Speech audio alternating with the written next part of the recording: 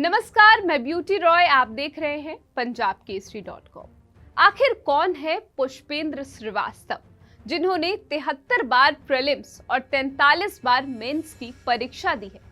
आजकल युवाओं में सरकारी नौकरी को लेकर काफी चाम रहता है। उसकी तैयारी के लिए वह प्रोफाइल में कई सालों का ब्रेक तक लगवा लेते हैं। लेकिन पुष्पेंद्र श्रीवास्तव एक ऐसे शख्स है जो पिछले 28 सालों से प्रतियोगी परीक्षाएं दे रहे हैं। उन्होंने हार नहीं मानी, दिल्ली के मुखर्जी नगर में रहकर तैयारी कर रहे हैं। यूपीएससी एस्पिरेंट्स उन्हें पुष्पेंद्र भैया के नाम से जानते हैं। उनकी कहानी जानकर आपको 12वीं फेल के गौरी भैया जरूर याद आ जाएंगे। पुष्पेंद्र श्रीवास्तव मध्य प्रदेश के छतरपुर जिले के रहने वाले हैं। वे वहां स्थित गांव भंबोरी में पले बढ़े। उनके मम्मी पापा दोनों टीचर थे। उनके गांव से किसी ने तब तक सिविल सर्विस परीक्षा की तैयारी नहीं की थी। साल 1995 से 1996 में वह किसी परीक्षा का फॉर्म भरने शहर गए थे। वहां देखा कि मध्य प्रदेश लोक सेवा आयोग यानी MPPSC के फॉर्म भी आए हुए हैं। उन्होंने फॉर्म भर दिया और पहले प्रयास में प्रीलिम्स परीक्षा पास भी कर ली। इसी बीच उनका BEd भी क्लियर हो गया।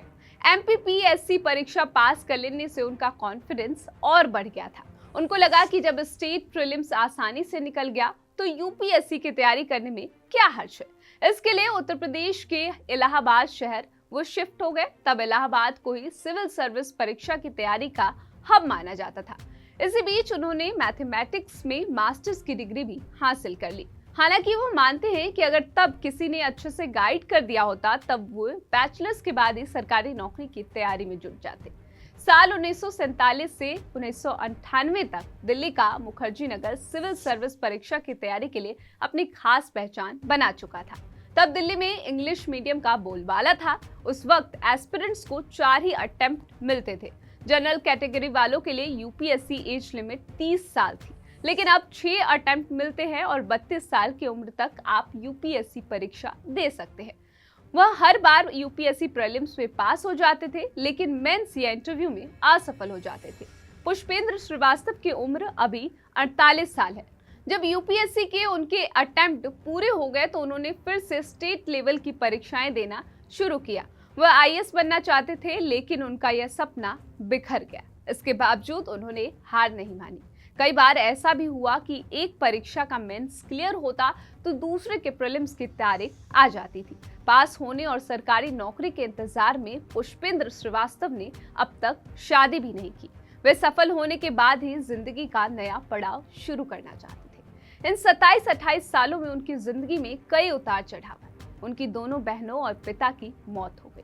फिर उनके छोटे भाई ने उन्हें हौसला दिया। उसने गांव का कार्यभार संभाला और पुष्पेंद्र को दिल्ली में रहकर परीक्षा की तैयारी करने के लिए मोटिवेट किया। इसी बीच पुष्पेंद्र श्रीवास्तव ने कुछ कोचिंग सेंटर में नौकरी भी की, लेकिन फिर उन्हें एहसास हुआ कि इससे उनका समय बट रहा है और वह पूरी तरह से प्रतियोगी परीक्षा की तैयारी में फिर से जुट गए। मुखर्जी नगर में हर कोई पुष्पेंद्र श्रीवास्तव को जानता है।